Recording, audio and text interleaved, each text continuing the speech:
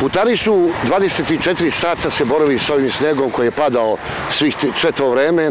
Znači, u pitanju je, da ne ponavljam, 2200 ljudi, od toga 1200 što vozača, što je mašinista i vozila. Oni su to čistili i očistili sve putevi, svi putevi javnog preduzeća, putevi sve, to je putevi prvog i drugog reda su očišćeni. Apelujem, da ne ponavljam, znači mi smo uključili još više ljudi i više mehanizacije radi nego što je predviđeno planom programa poslovanja, to je s planom zimske službe. Hoću da kažem jedno, da apelujem na medije, da obaveštavaju ono što je stvarno na terenu, kakva je situacija. Znači, noćas i celu noć je blizu su svi prohodni putevi.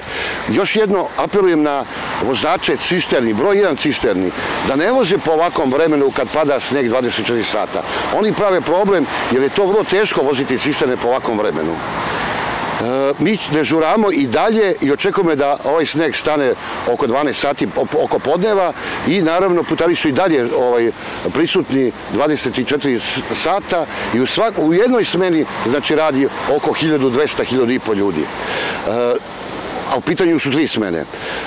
Još jednom ću da zamolim medije da obaveštavaju, da nas zovnu, da mi kažemo kakva je stvarno situacija u celoj zemlji.